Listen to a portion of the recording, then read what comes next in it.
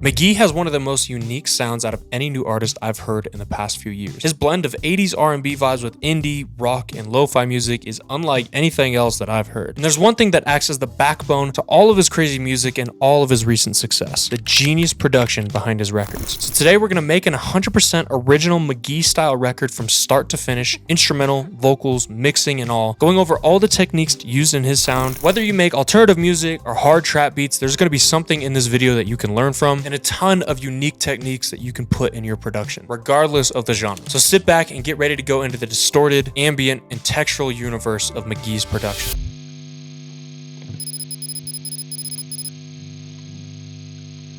Hands down, my favorite part of Mk.Gees production is the sonic texture and tone that his music has. He has this really rich, expensive kind of sound to his music, and he gets that by using stuff like real analog guitar pedals, real instruments, and overall just a bunch of real hardware, which most of the time sounds a lot better than digital VSTs. Anyways, his signature sound has a few key elements. The first and most important being guitar, ambience, texture, tone, and something I'm calling controlled chaos, which I'll explain more on later in this video. But anyways, let's get into making this song. One of my favorite ways to start off an idea is with a bass line. Reason being, the bass notes can kind of set the foundation and the whole entire vibe for a song, but it still leaves you a lot of room to get creative with what you want to do with the chords and the top line and all that kind of stuff. And for this one, I wanted to do a more rhythmic pop kind of bass that doesn't really do too much moving around melodically, similar to these records.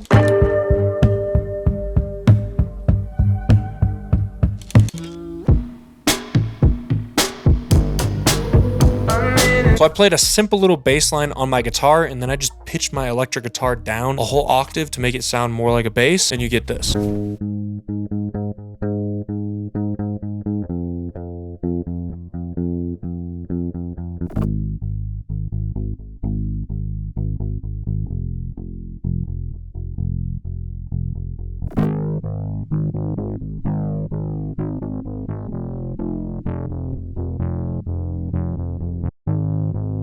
This already sounded good, but in this song, I ended up layering two basses. That guitar bass kind of sound that I just recorded, and then a synth bass from the Juno, which is a really good synth to use for old 80s vibes. So to make them both work together, I scooped out the low end of that guitar I just recorded to make room for the low end of that synth bass, but I kept the high end of the guitar so it still has the texture and kind of character that it's being played on a real guitar, but it has that fullness of a synth bass. And with both of those combined, you get this.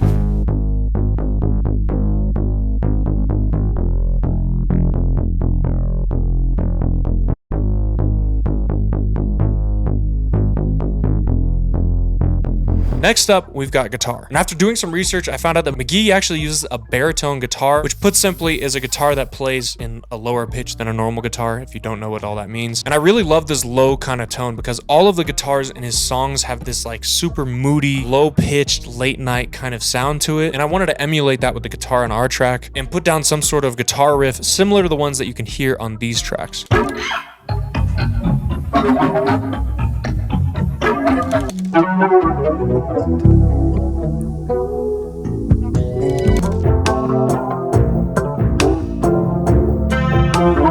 I personally don't have a baritone guitar, so I just made sure to play on the very bottom strings of my electric guitar, and I came up with this simple riff, which by the way, we'll sauce up with some effects and show you how to get that Mk.Gee guitar tone in just a second.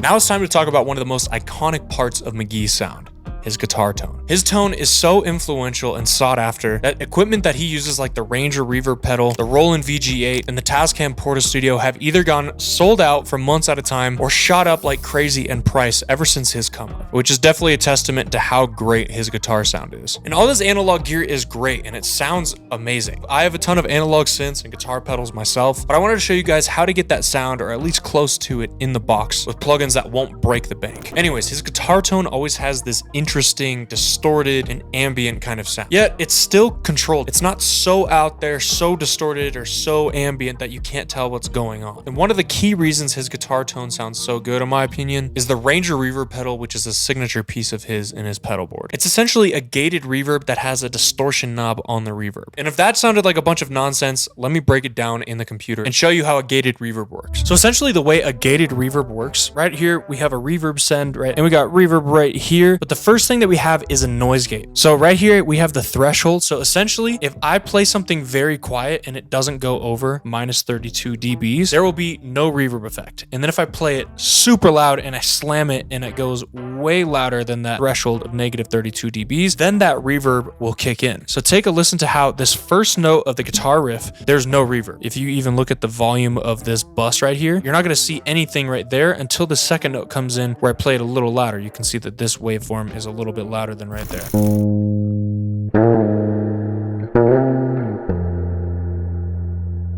So the reverb is not just playing throughout the entire song, but it's only playing on the little notes here and there that need to be emphasized and sound really cool and ambient. So for the reverb on that, I went into my Tone Flex plugin and I put this reverb right here. And the reverb in my plugin is cool because it has that saturation knob, super similar to the Ranger pedal that has that knob where you can distort the reverb. We have that right here too. And then the next thing I did is it just added even more distortion to this reverb with my plugin right here. Like listen before.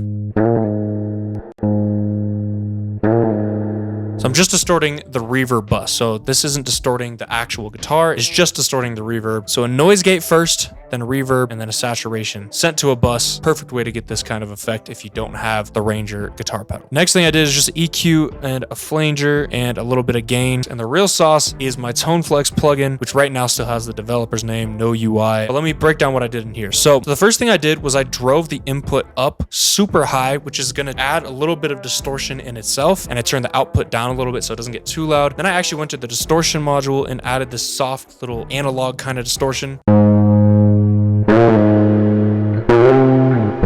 So you could tell that distortion's really changing the sound of this. Next up, I added a chorus, which is adding some of that kind of 80s kind of vibe that his stuff has, but the chorus also has a saturation knob on it as well, so it's just saturating even more.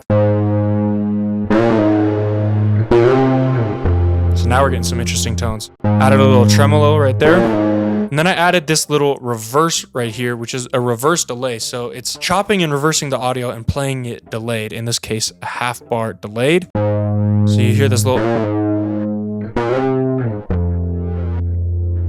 I know that Mk.Gee uses some Chase Bliss pedals in his pedal board, so this just kind of adds that cool guitar pedal texture. Added another EQ just to boost some high end, and then finally some UAD tape echo. And this is the before and after with the guitar tone.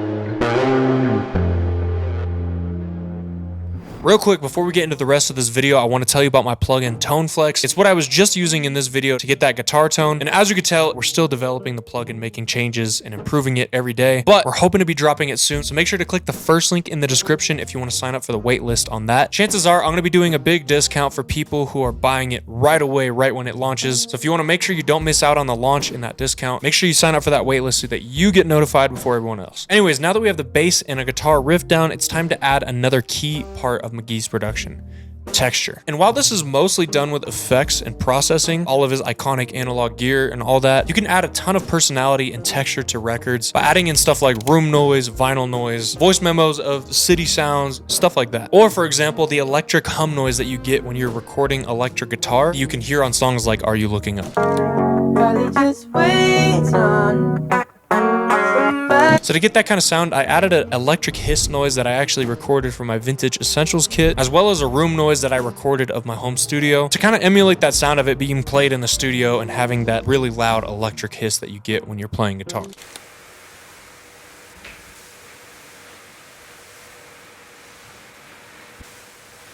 Next, for some more texture, I went over to my analog synths and started adding some accents with them. Not even really melodic lines, just cool little ear candy here and there. Kind of like the synth effects you can hear on these records. So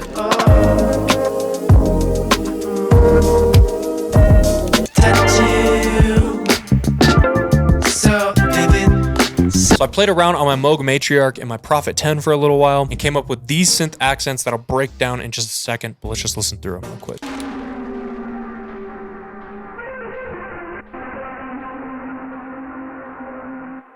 All right, so this first accent right here, super like gritty, distorted synth kind of sound. Originally sounded like this on my Prophet 10. Right? But I wanted that to have a super gritty and like mean distorted kind of sound. So what I did to it is I threw on that same preset that we used on the guitar earlier with my plugin, and then I distorted the hell out of it by putting it up 24 decibels. And on purpose, I took off the limiter on the master and just exported it distorting like crazy, which I won't play for you how that sounds because it was insanely loud. So I exported it out of the project, got that really mean distorted kind of sound, and brought it back into the project and lowered it down. So you get that distorted texture without it hurting your ears. Then next up, I had this little Moog matriarch thing I did. Just this cool little riff, and I added a ton of distortion, a flanger, the same kind of Mk.Gee tone preset that I've been using on my plugin, and then I downsampled it with Decimort and turned the preamp way up to add a ton of distortion. Listen to before and after that. So that's without it, and then with it, just breaking it out like crazy. Next, I feel like it needed one more guitar riff just for some ear candy. So I added in this higher pitched guitar riff, and I processed it a tiny bit different than I did with that main riff that we just did before. I kept all those same effects that I had with my Tone Flex plugin, but I put a ton of tape echo on it as well to get a different tone.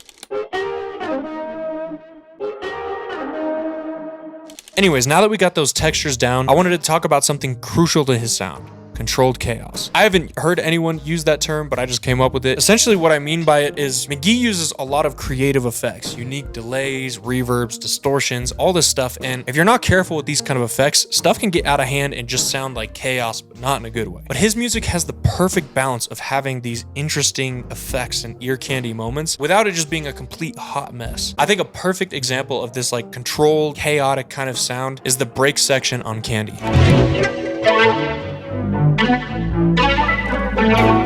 Anyways, one of my favorite ways to kind of control all this madness happening with all these effects is by using silence. I've got a few examples of different kinds of silence that Mk.Gee uses in his music. Like this first one on New Low, where you can hear how the whole instrumental will cut out.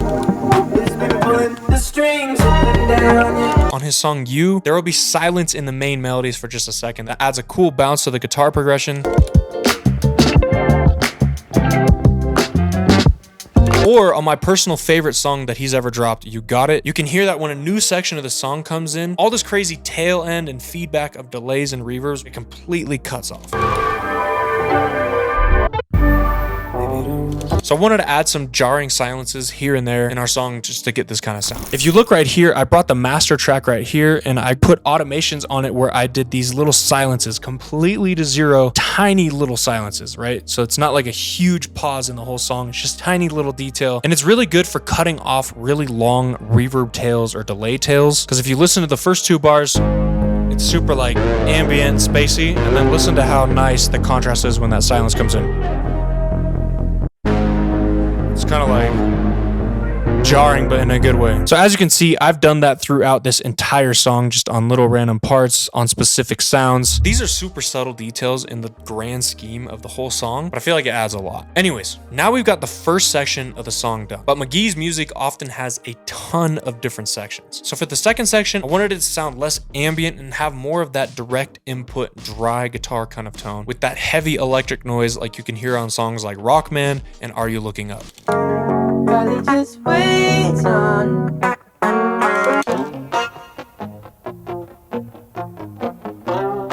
I thought the contrast of this dry guitar sound and that super ambient kind of sound that we did in the intro of the song would be super fire. He kind of used this technique on You Got It and it worked out super good, so I had to try it out in our song. The first thing I did is I followed the bass line and I played a simple 2-chord progression, which is an A flat major 7 to an F minor 7. And to be real, I am horrible at playing the guitar. I'm just good enough to kind of fake being able to play it. So I stitched together a ton of takes of me trying to play this kind of fast-paced, arpeggiated, finger-picked Mk.Gee kind of playing. Because if you listen to Mk.Gee's guitar riffs, they're definitely super finger-picked and played pretty fastly. Probably just wait on.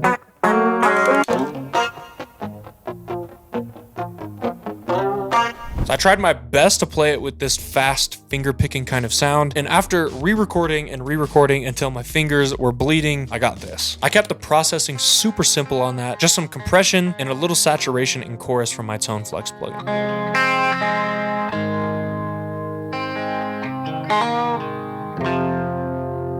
Anyways, next up, to make this guitar section a little bit more full, I added a low melodic layer and a high top line layer just to make it sound a little bit busier and kind of fake that I was playing a bunch of crazy stuff because I can't play it all at once. But also, if you listen to his song You can clearly tell that there's multiple takes of the guitar, some that are doing little accent melodies, one that's doing the main progression, etc., which gives it that full, busy kind of sound.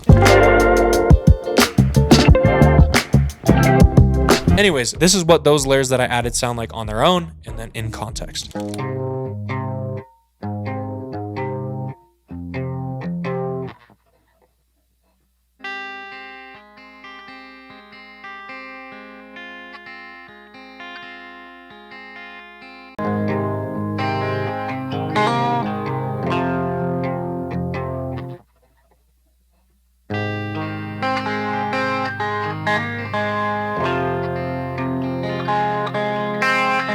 Now that we got that down, I want to talk about something that can make your music sound way more catchy: emphasizing motifs. If you don't know what a motif is, it's essentially just a short melodic phrase. You can hear Mk.Gee using these catchy motifs, whether it be on a guitar riff, a piano, or his vocal following a guitar riff and a piano. Just take a listen.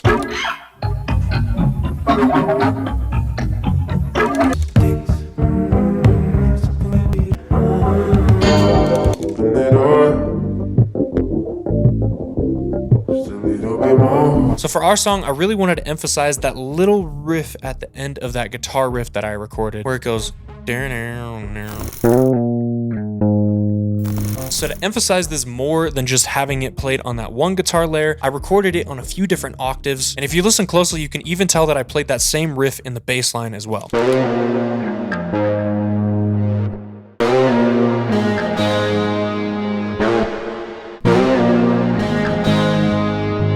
Little phrases or motifs, whatever you want to call it, really help glue the whole song together and kind of give it a theme. And having it at the end of the patterns really helps kind of transition it into new sections of the song. And speaking of transitioning into new sections of the song, the next thing I wanted to do is really build up the hook section and add more impact when the hook comes in. So I added these huge high guitar strums with a super heavy reverb and delay, because if you listen to Mk.Gee's music, he often has these super distorted or super ambient and delayed and reverbed out sounds that kind of hit with the one as an impact, and it adds a ton of feeling to his music.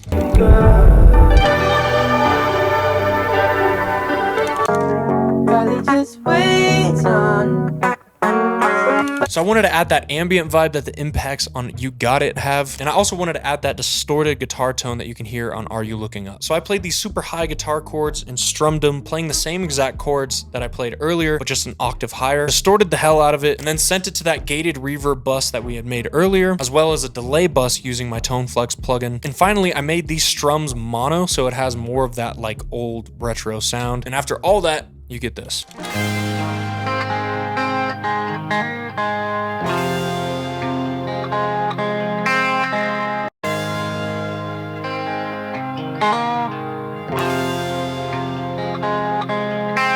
Next up, we gotta add some drums. And after listening to Mk.Gee's music for a while, I came to the conclusion that he has a huge variety in all of his drums. I didn't really pick up on one signature sound or bounce that he uses. But to be completely honest, I've only listened to Mk.Gee for a few days while I was making this video, so let me know in the comments down below if I'm tripping, but I did notice two things with his drums. First being, he uses a lot more of these like interesting Foley kind of sounds in his drums, like the ones on these records. The strings up and down your back. And he also uses crunchy and saturated live drums, like these records.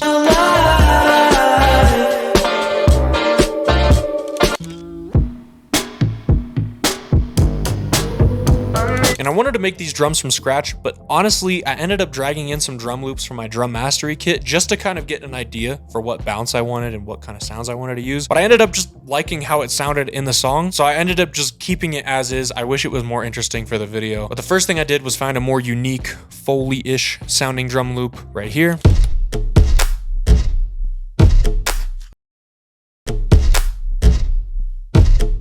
Then I added in a live drum loop that I'd made earlier, and I half sped it to give it a more open and dramatic vibe.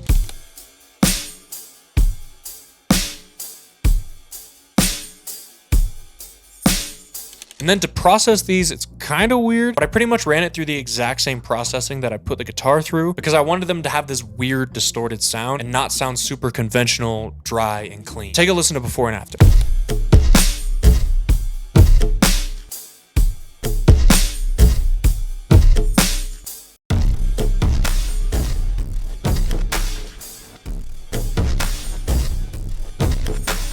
Once I had those drums down, the hook was done. But I wanted a section that felt way more chill than the previous sections that we just made. Because on songs like You Got It, Mk.Gee has a ton of different little sections throughout the song. And this song specifically feels like an evolving piece of art compared to just an 8-bar loop structure taking a sound out here and there, like a lot of music is nowadays. Anyways, to chill this next section out, I stopped that rhythmic bass line and instead I just let the notes play out long and sustained.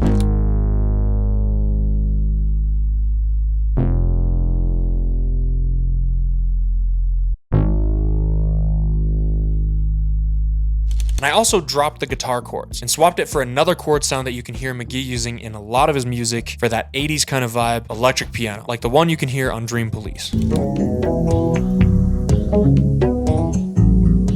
Since I don't have an electric piano, I had to use a plugin for this one, even though Mk.Gee's music is mostly all real hardware, instruments, and all that good stuff. Anyways, I went into Keyscape and grabbed this MKS20 digital piano, which is perfect for those 80s E-piano keys. I use this preset all the time. And I put down the same chords that I played on the guitar earlier, but I played them with a more chill, sustained kind of sound to go along with that drawn out bass line that we just did.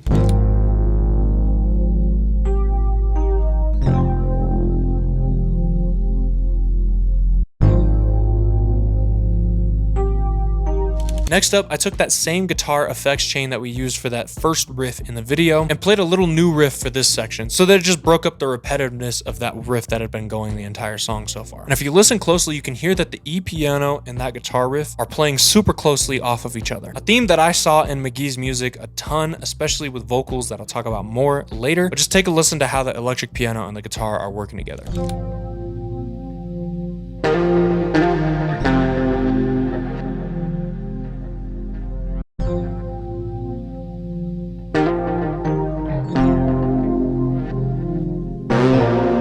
Now, to finish off the guitar on this section, I added in one more little riff, which is just this repetitive 2-note melody that's really more of like a percussive sound than it is a melodic sound.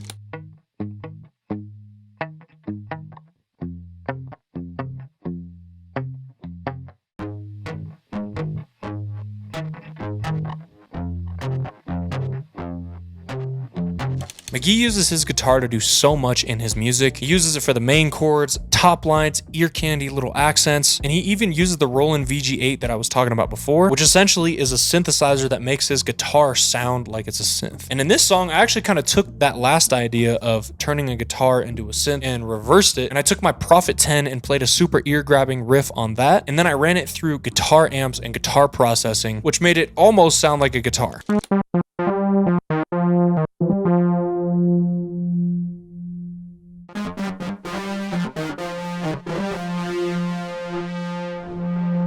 I also went back onto my Moog Matriarch and wanted to add in another synth accent. And I took some inspiration from that heavy feedback kind of sound that you hear in the DNM intro. So to get this sound, I went over to my Moog Matriarch, which has this amazing delay effect, and I moved the feedback knob up really high so that the delay, instead of dying out casually like this over time, it just keeps getting louder and louder. It creates this kind of feedback loop sound that creates this really distorted and grimy kind of tone.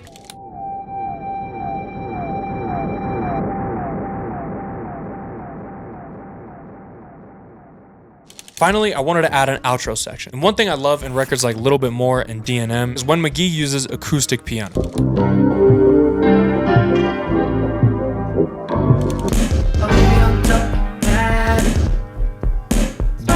So I used the same chords that we've been using for this whole video, but had them played on piano with some cool little riffs here and there. And I added another key effect to Mk.Gee's sound.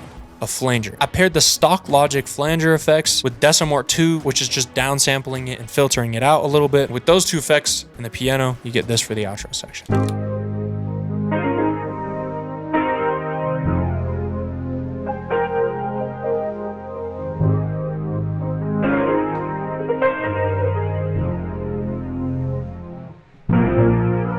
Once I had that, the instrumental was done. So all I had to do to complete this was add vocals. And the way that I personally add vocals into my projects is to just start humming nonsense and melodies. And once I figure out what melody and flow I kind of want to go for, then I'll go in later and write the lyrics. So I started humming some melodies that kind of play off of little melodic ideas that are already happening inside of the instrumental, which we'll talk about more in a second. But once I found those melodies that I liked, I wrote down some pretty basic lyrics, and then I added layers. I personally don't like the sound of my voice, so little hack, if you're trying to do your own vocals, you don't really like your voice, if you stack hella layers of yourself singing, it kind of hides the imperfections of each layer, and it kind of just sounds more like groups singing together. It just kind of hides the imperfections a little bit, makes me like the sound of my voice a little bit more. Also, Mk.Gee layers his vocals a ton in his music, like you can hear on these songs.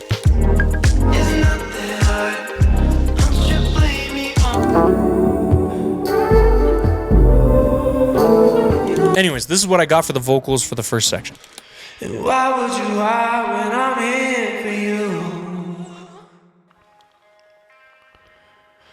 Girl, I never lied, I'm obsessed with you. So why would I? One thing that I like about Mk.Gee's music is that his vocals aren't super upfront in the mix. They're not like cutting through, trying to be all high-end heavy and super radio friendly. They're more like textures and instruments that are just working with the instrumental. And I think Break the Spell is a perfect example of this. So I made sure the vocals in our song weren't too loud compared to the instrumental and more just blending in as part of it. Now, if you remember earlier, I was talking about how vocal melodies can play off of melodic ideas inside of the instrumental. And I actually noticed that Mk.Gee does this a lot in his music. Like on Candy, listen to how the guitar riff is kind of dictating what his voice is gonna do.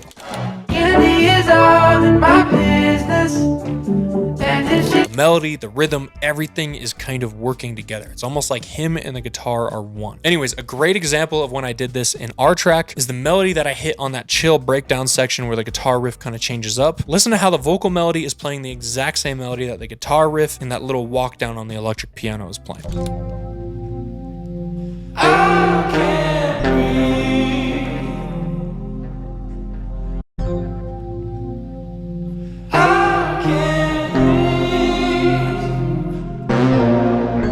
Also, I used that little ending riff, that little motif that I really wanted to emphasize earlier, and I followed that with my voice as well, just to emphasize that even further, right before the hook to kind of lead up and build some energy for that.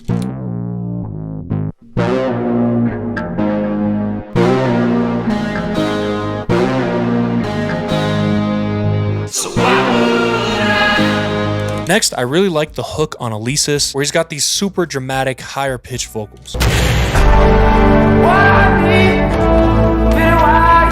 I wanted to do something similar for the hook, so I put more energy into these vocals, hitting some higher notes, and I got this. Why would I have you leave me? 'Cause when I'm with you, I can't breathe.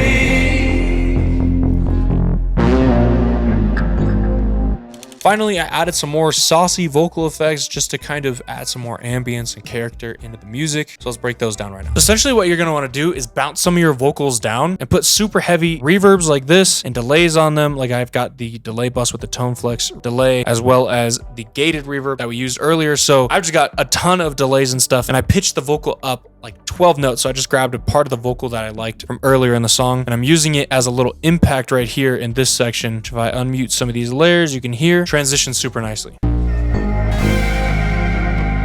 Just adds a bunch of impact.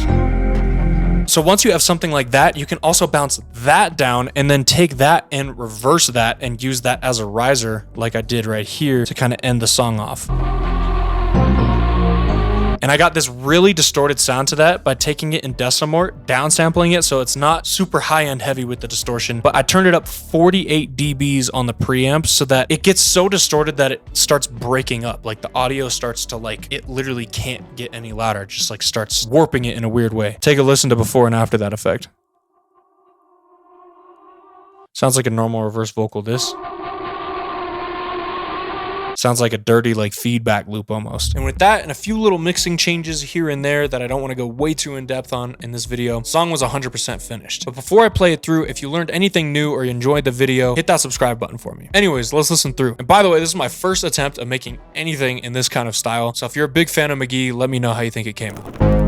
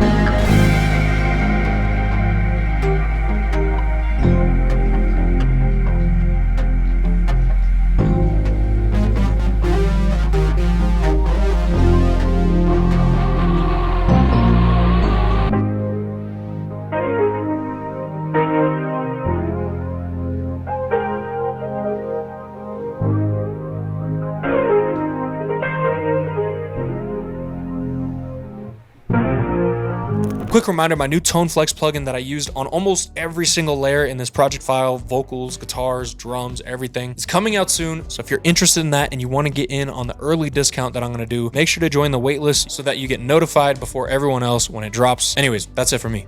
Peace.